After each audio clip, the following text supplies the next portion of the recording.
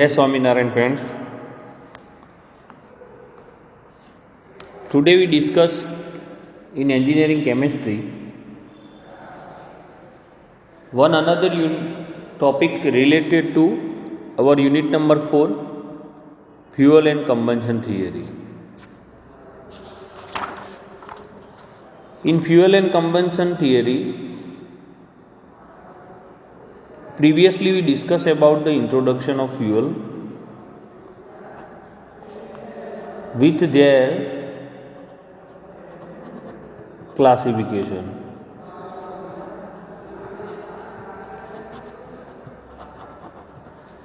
In particular, we also discuss about the two types of classification of fuel.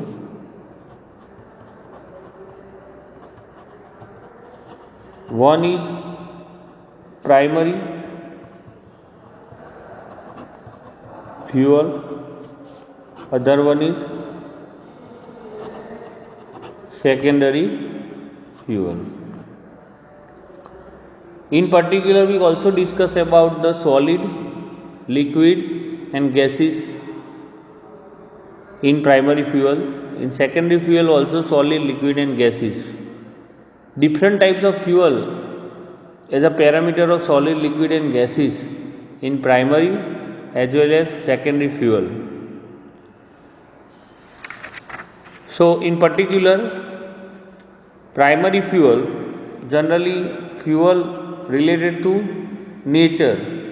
The source is nature, available in nature. In particular, solid, so we can say that wood, peat, coal, these all are the solid primary fuel. In liquid primary fuel, crude oil is there. In gaseous form, primary fuel is natural gases. After that, secondary fuel we also discussed in particular in previous lecture. In solid, coke,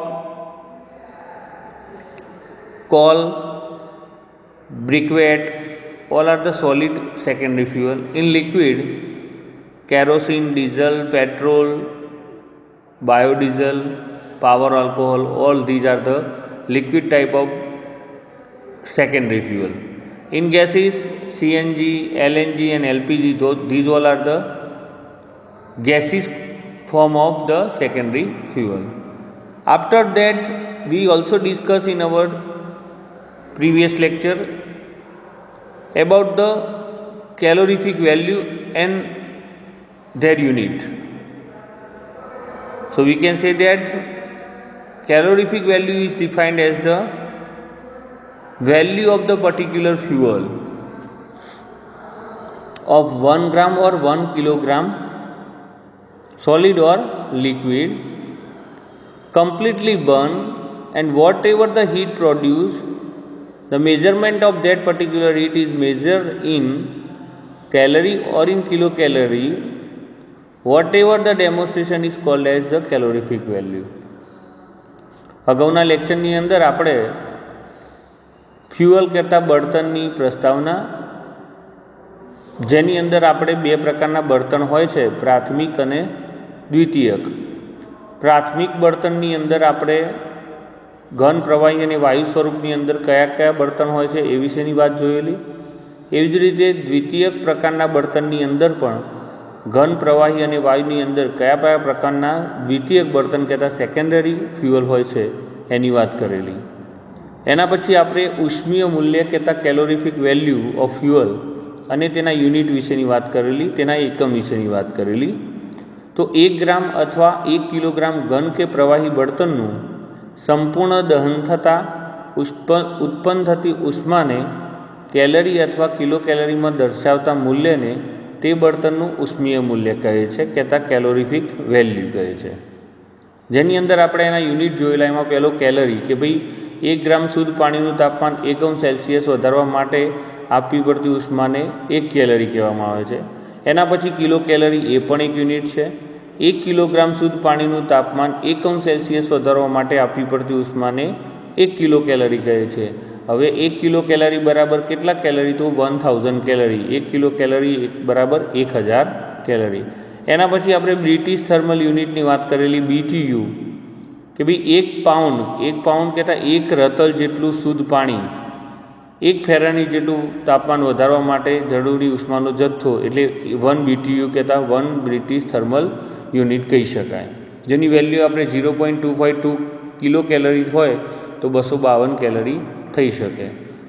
એના પછી આપણે CHU બરાબર CHUની અભ્યાસ કરેલો.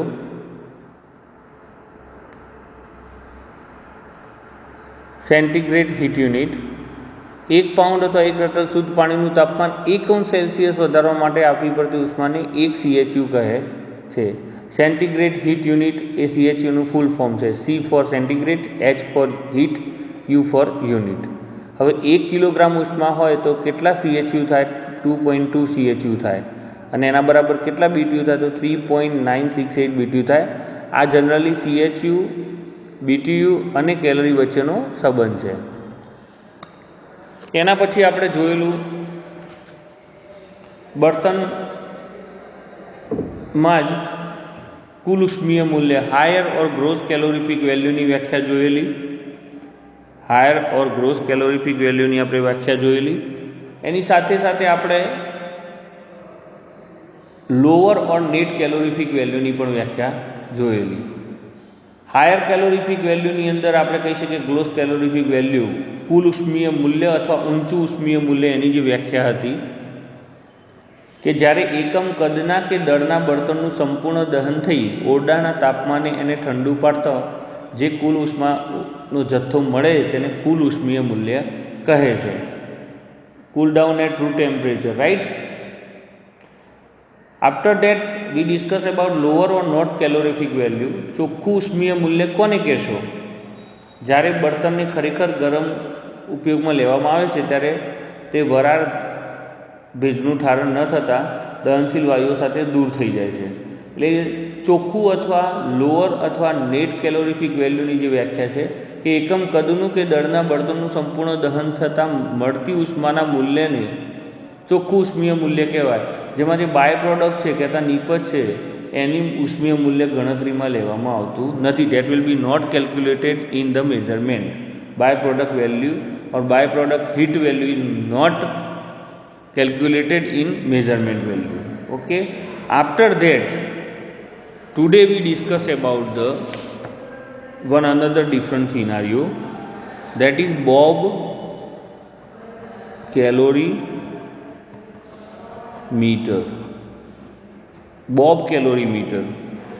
So what should be the use of this? Bob calorie meter is used to determine the calorific value of solid and liquid fuel. બોબ કેલોરીમીટરની મદદથી generally બળતણનું ઉષ્મીય મૂલ્ય માપવામાં આવે છે અને એ ઘન અને પ્રવાહી બળતણનું જ ઉષ્મીય મૂલ્ય માપી શકે છે. બોબ કેલોરીમીટરથી ઘન અને પ્રવાહી બળતણનું ઉષ્મીય મૂલ્ય શોધી શકાય છે. આપણે અહીંયા જોઈ શકીએ છીએ સ્લાઇડમાં. બોબ calorimeter is use to determine the calorific value of solid and liquid fuel. Principle of this instrument અથવા તો device. It is not use for the gases fuel. વાયુ ફ્યુઅલ માટે કહેતા વાયુ સ્વરૂપના જે બળતણ છે એના માટે એનો ઉપયોગ થતો નથી કેલોરીફિક વેલ્યુ ડિટરમાઇન કરવા માટે. એકમ દળના બળતણના દહનથી ચોક્કસ જથ્થામાં ઉષ્મા ઉત્પન્ન થાય છે. તેને પાણીમાં શોષી તાપમાનના તફાવત પરથી ઉષ્મીય મૂલ્યનું માપન કરવામાં આવે છે. એટલે કે કોઈ એકમ દળના યુનિટ માસનું કોઈ ફ્યુઅલ છે અને એનું ટોટલ બર્નિંગ થઈ જાય છે તો એમાંથી H2O કહેતા પાણીને દૂર કરી ટેમ્પરેચરને મેજર કરવા માટે વપરાતું જ્યાં સાધન છે એને બોબ કેલોરીમીટર કહે છે.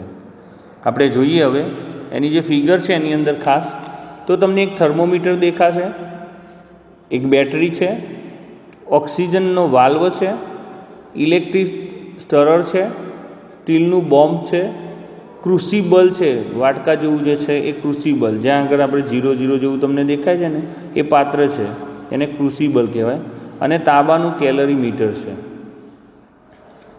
હવે આ રચનાની અંદર તમે જુઓ એક મોટું બીકર છે, એની અંદર બી એક નાનું બીકર છે, એની અંદર બી એક નાનું બીકર છે ને નાના બીકરમાં ક્રુસિબલ છે, તમે જોઈ શકો છો.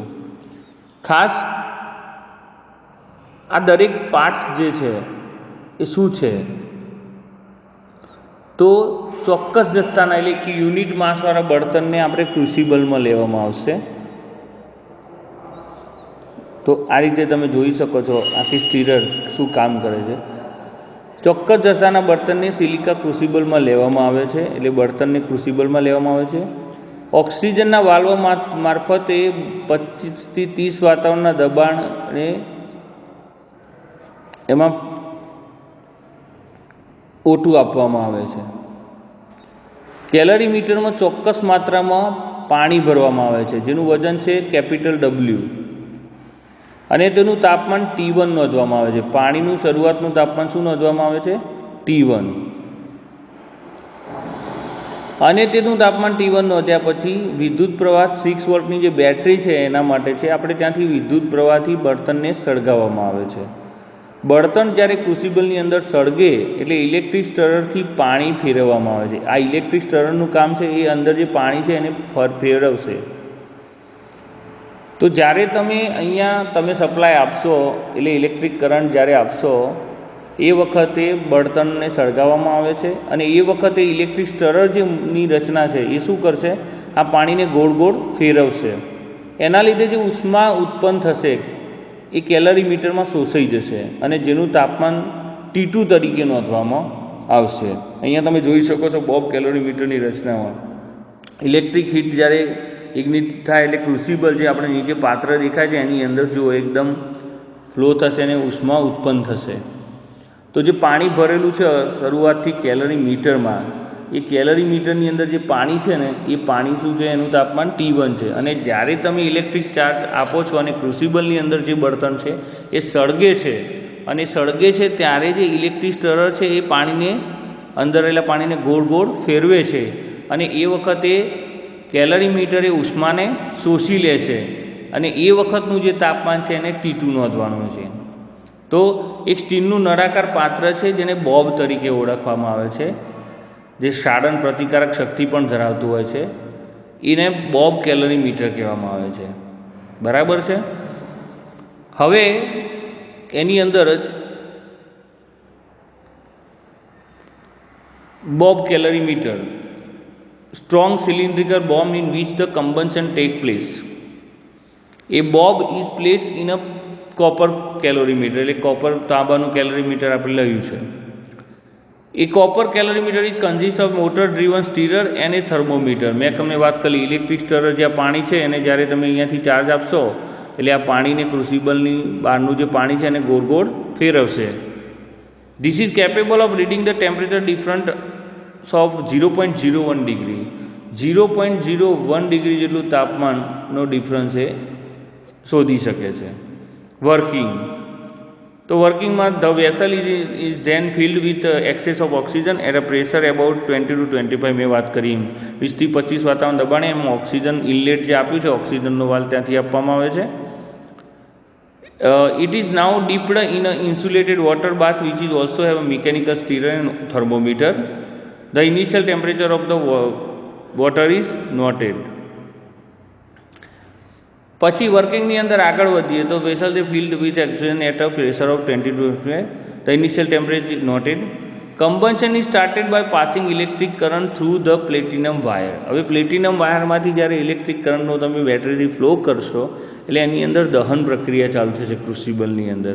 એટલે કેલરીમીટરની અંદર જે પાત્ર છે જેમાં પાણી ભર્યું છે એની અંદરના પાત્રમાં જ્યાં ક્રુસિબલ મૂકેલું છે વેસલ, જેની અંદર ચોક્કસ માત્રાનું બળતણ છે, તો એનું કમ્બન્શન શરૂ થશે.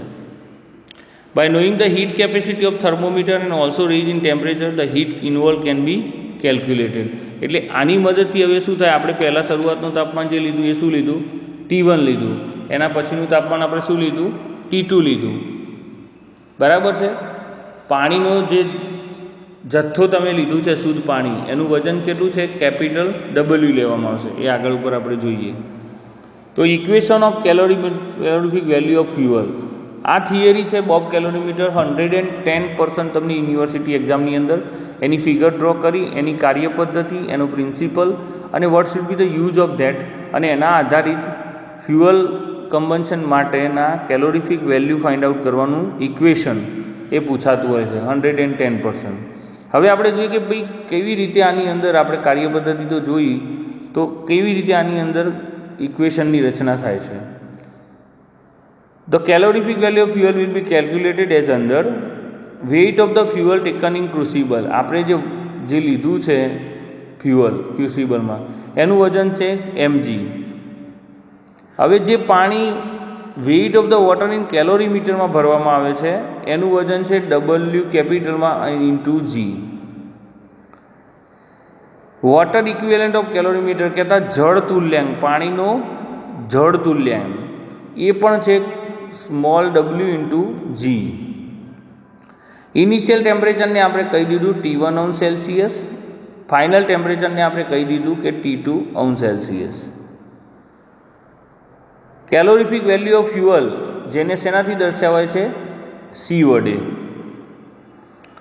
Heat liberated from the fuel, એટલે હીટ જે શોષાય છે પાત્રની અંદર એને આપણે કહીશું m ઇન્ટુ C. એ કોના બરાબર છે? Heat adopted from the crucible fuel. Heat gain by the water and calorimeter. Heat liberated from the fuel કહેતા બળતણે જે ક્રુસિબલની અંદરથી જે ફ્યુઅલને ઇગ્નિશન આપ્યા પછી જે ગરમ થાય છે એટલે બળતણે ગુમાવેલી ઉષ્મા એ પાત્ર દ્વારા મેળવેલી ઉષ્મા બરાબર થાય. હવે બળતણે ગુમાવેલી ઉષ્મા એટલે heat liberated from the fuel, that is m, જે તે ફ્યુઅલનું દળ અને એની વિશિષ્ટ કહેતા સ્પેસિફિક હીટ કહેતા C, m ઇન્ટુ C, એના બરાબર heat gain by water and calorimeter, પાત્ર દ્વારા મેળવેલી ઉષ્મા. પાત્ર દ્વારા મેળવેલી ઉષ્મા એટલે પાત્રની અંદર ભરેલા પાણીનું વજન વત્તા W શું છે?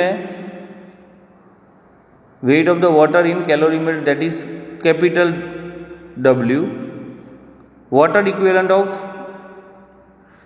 કેલોરીમીટર, that is small w, W plus capital W plus small w, જે તમે જોઈ શકો છો, ઇન્ટુ T2 માઇનસ T1.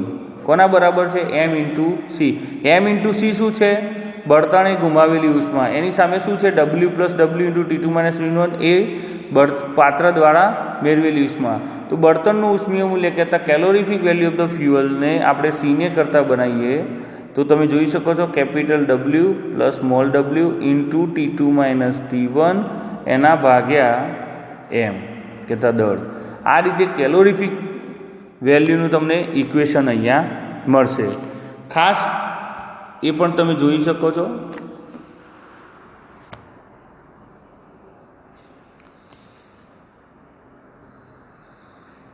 આપણે શરૂઆતથી જોઈ લઈએ